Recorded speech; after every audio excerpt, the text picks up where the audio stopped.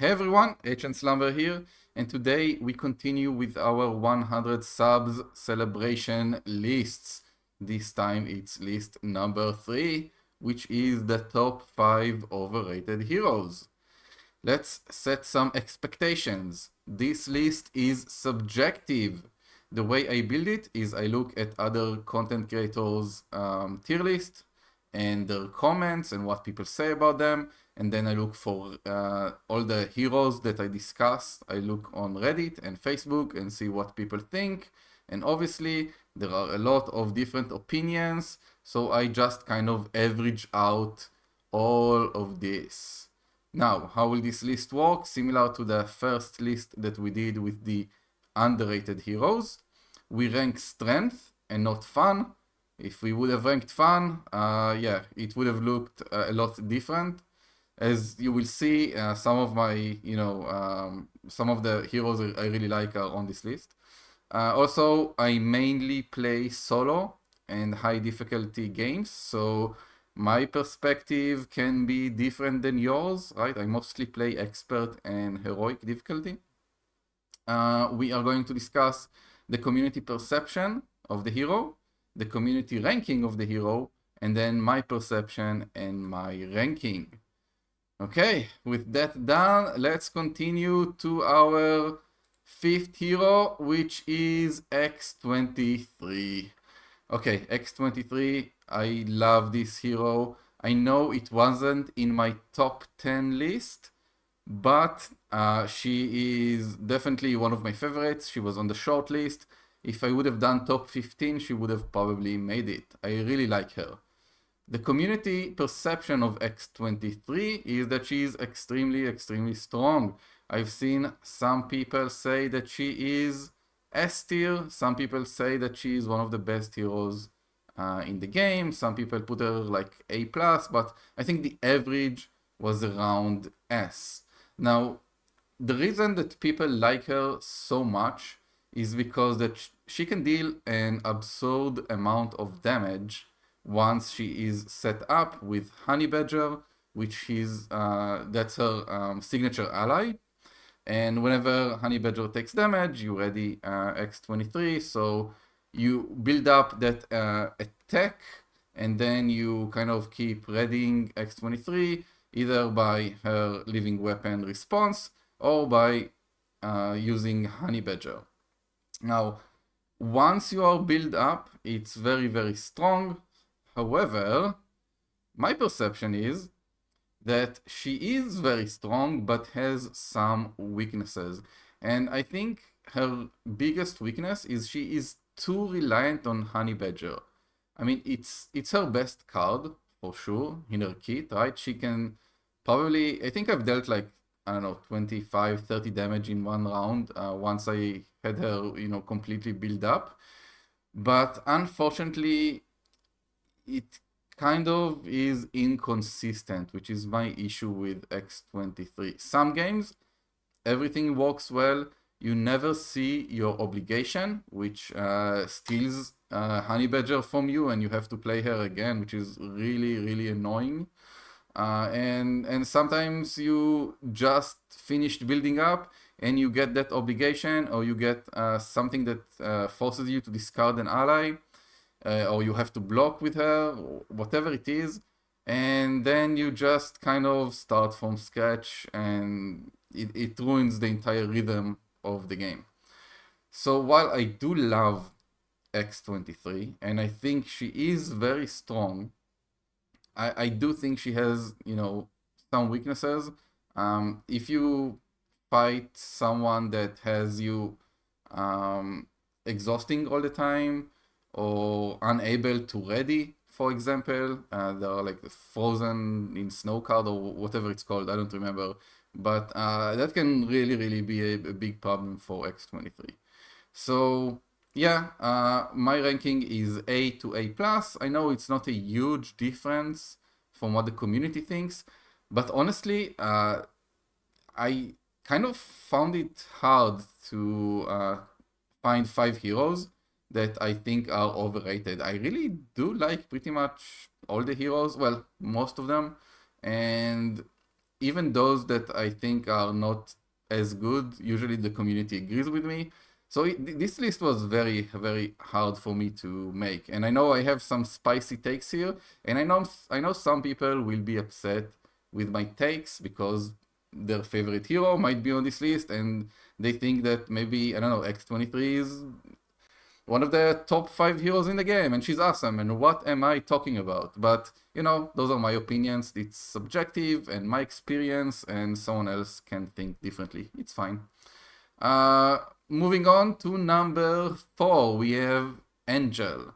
Angel, so Angel, I think is good, but we're gonna get to my perception in a second. So the community perception of Angel is he's one of the strongest heroes, and I've seen a lot of discussion around Angel saying that, if you want to have an easy game, destroy the game, doesn't really matter which villain you're playing against, you can just play Angel. He's extremely good, and yeah, you'll have an easy time. I was surprised to see how people talk about him. It's almost like seeing the same talk around Doctor Strange, which I think is a lot better than Angel. So yeah, the community thinks he's one of the strongest heroes, if not one of the strongest, definitely up there, right?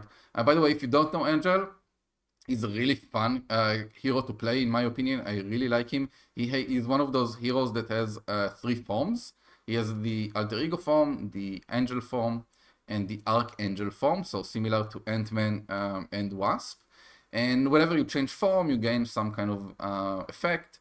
And he has a lot of really nice events that can do a lot depending on which form you are in. Now, the community ranking of him is kind of S to S plus, which is, it's okay, but definitely not exactly my opinion. So my perception of Angel is that he is very strong, but his kit is a bit too expensive for me. Now, I know that he has the wings that can reduce the cost of an event, and you can play, the aerial resource card, and you can play the team building exercise. I forgot the name of the card, but the card that basically lets you play a card that has the same trait as you with a discount. So yeah, he has a lot of ways to reduce the cost, but a lot of his events are expensive, which is good for his Archangel mod, which deals damage equal to the cost of the event. But I found it a bit clunky, and sometimes I wanted, to play an ally to defend myself, for example, plus playing an event, and I just didn't have the resources for it. So yeah, that's it's kind of annoying, and I think it kind of holds him back, at least for me. So my ranking of Angel is A to A plus. I don't think he's an S, level character. I don't find him as strong as the very strongest heroes in the game. But I do think he is very strong and definitely a fun character to play. Okay, moving on to number 3. We have Mrs. Marvel. Mrs. Marvel's community perception is that she is kind of mid-range to strong, depending on who you ask. So I've seen some people rank her as, kind of not so good, but still can hold her own in most scenarios. Some people did say that she is strong, and they found her to be, pretty easy to deal with very strong and very difficult scenarios.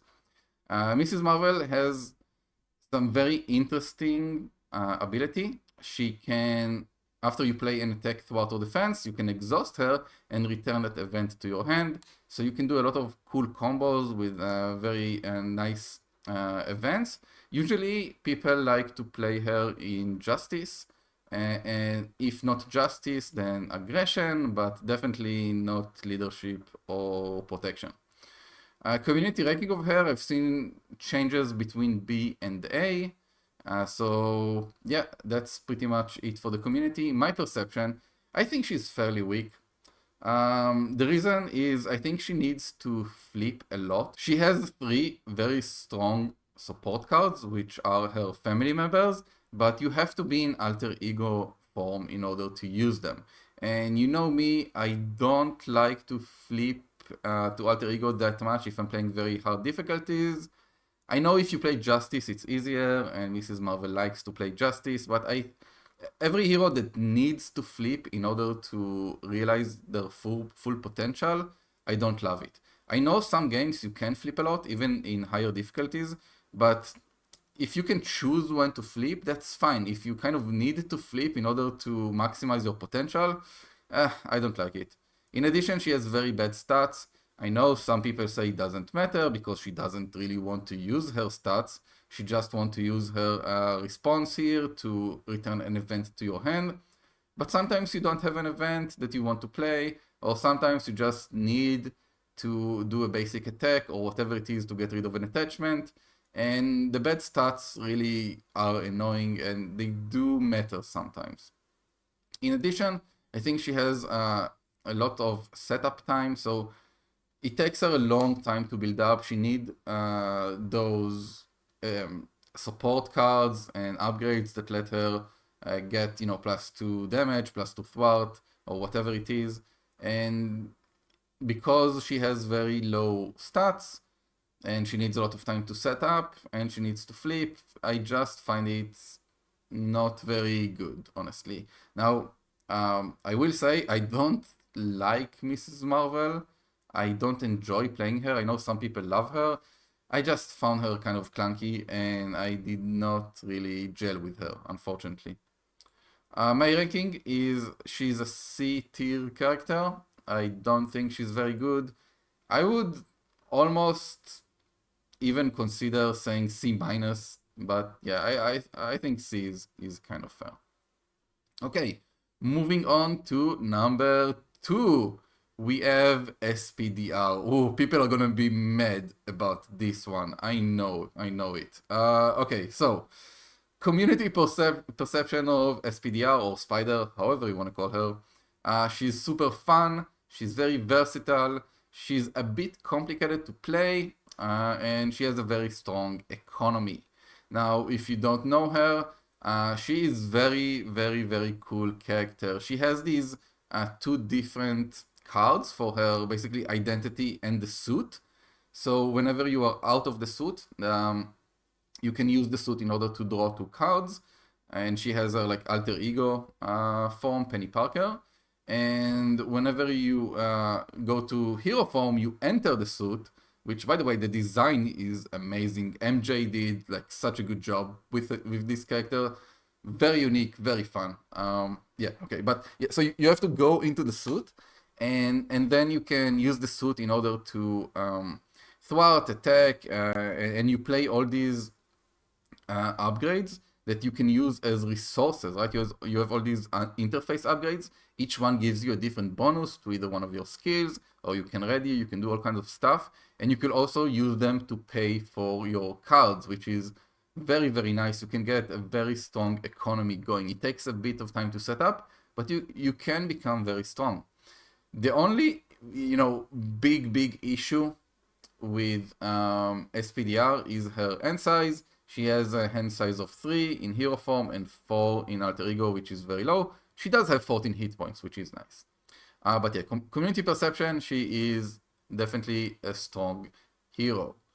I would say the community ranks her around A tier. I've seen some people say that she's a bit lower or a bit higher than that, but I think A is about the average.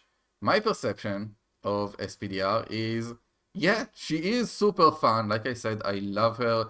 It's really fun to play as SPDR. However, she does lack options due to the hand size, which takes a while to set up. So it's true that once she's set up, you have a really strong economy, right? But the more I played SPDR, the more I found that I mostly lack options of what I can do in my turn. And I know she can do a lot by herself, like her suit can get 4 attack, 4 thwart, 4 defense, you can ready her, you can use the card that readies all of the interface upgrades, and then you have even more economy and more things you can do. That's all, good, but unfortunately, sometimes you need a specific card or event, you want to play an ally. It's very hard with a hand size of 3 to have a lot of options of what you want to do in your turn. You kind of have to play the cards that you get, and sometimes you get, 2 resource cards and some, I don't know, some event that isn't useful this turn, and you kind of don't really have a lot to do, other than using the suit to attack or thwart. So it's kind of an issue. The other issue is you can get unlucky sometimes and have all the interface upgrades kind of at the bottom of your deck, or most of them.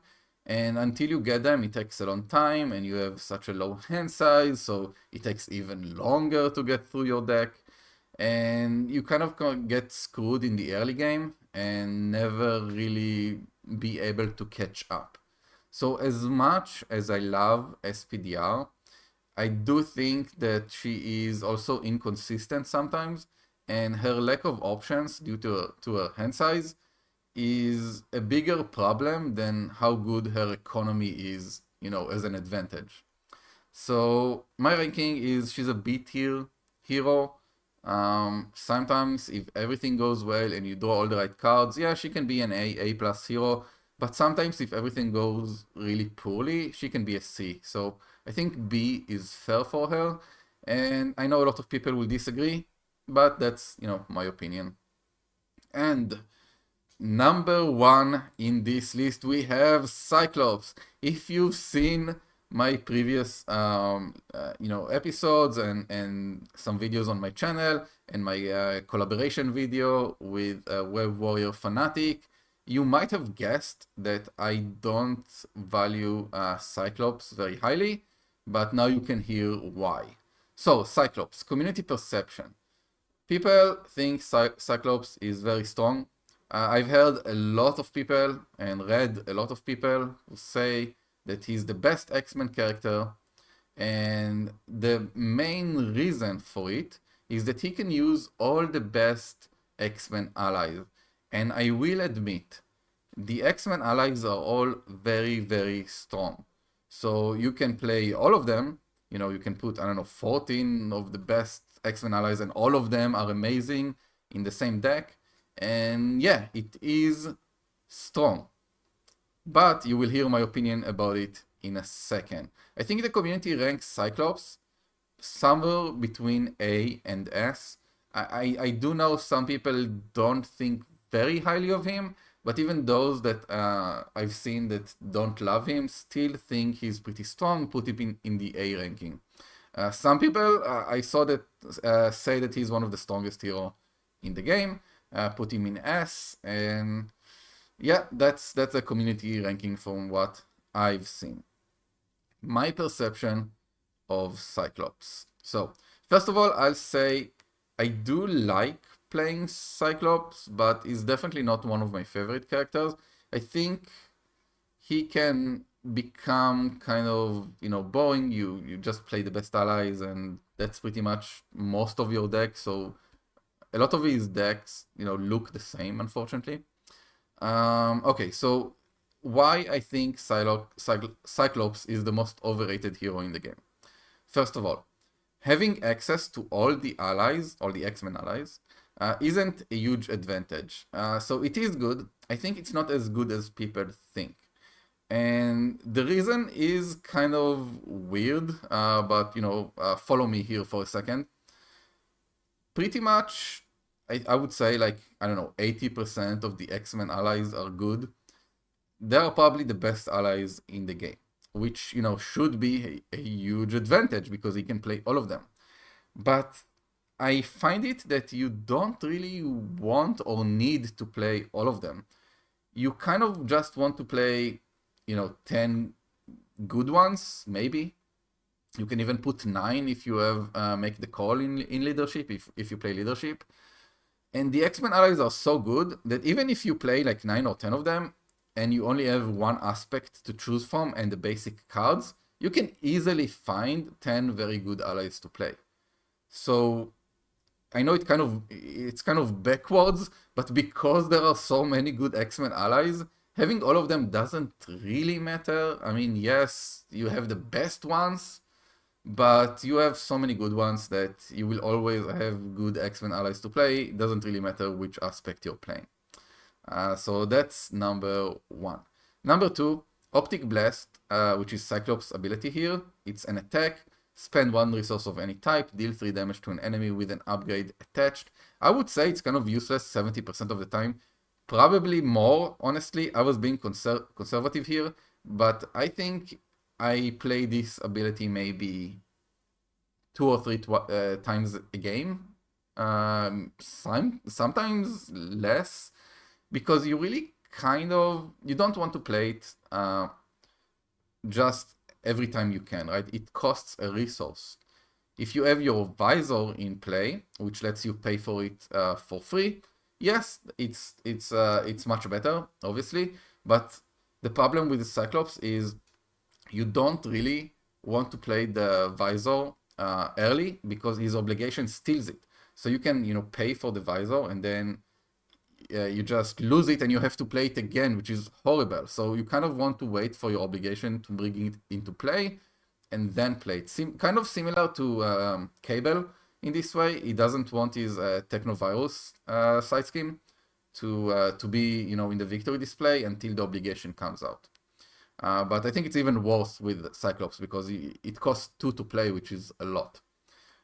So yeah, if you don't have the visor in play, which would be most of the game, usually, at least half the game, then you don't really want to use this ability. 1 resource for 3 damage is good, but you usually want to build up and play other things. In addition, a lot of the times you're not even able to play it, because you have to have an enemy with an upgrade attached, which doesn't happen every turn. And even if you do have an upgrade attached, it's a lot of the times on the villain, and spending resources to deal 3 damage to the villain, yeah, it's not something you really want to do until the end of the game. So it's just a pretty weak ability, in my opinion, and it kind of makes him a blank, hero when he's in his hero form. I know he has the advantage of having all the X-Men allies. It's like a permanent effect, but like I said, I don't think it's such a huge deal. In addition, I don't think he's very good in solo, which is what I'm ranking him on. Now, I do think he's amazing in multiplayer. Probably one of the best heroes in the game in multiplayer. I'm playing a campaign right now with 2 of my friends, and I'm playing Cyclops in multiplayer. It's a ton of fun. He feels super strong. He can really take advantage of all those upgrades. You put the upgrade that says deal 1 extra damage to an enemy whenever he takes damage, and you have 3 players in the game. Suddenly, this card alone can be like plus 10 damage. It's insane. It's very strong. But in solo, you can't really take advantage of all these good upgrades and all the good mechanics Cyclops have, unfortunately. So I just find it kind of bland and not very strong, unfortunately. So my ranking of Cyclops is B. I still think he's good. He's an X-Men. He has good cards overall. His events are situational sometimes, but can be cost effective depending on what you have in play. So yeah, I think he's a B-tier hero. I don't think a lot of people agree with me, but yeah, that's subjective, like I said. So that's pretty much it. I think we got through all the heroes.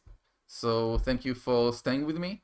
What do I want to say? Oh, right. So I opened a Discord server. I'll have the link in the description below the video. If you want to, discuss Marvel Champions with me, please feel free to join. We already have a small community there, and we ask questions, we discuss cards. It's really fun. Plus, you can see whenever I post a video. If you like this video, please like and subscribe, and I will see you guys next time.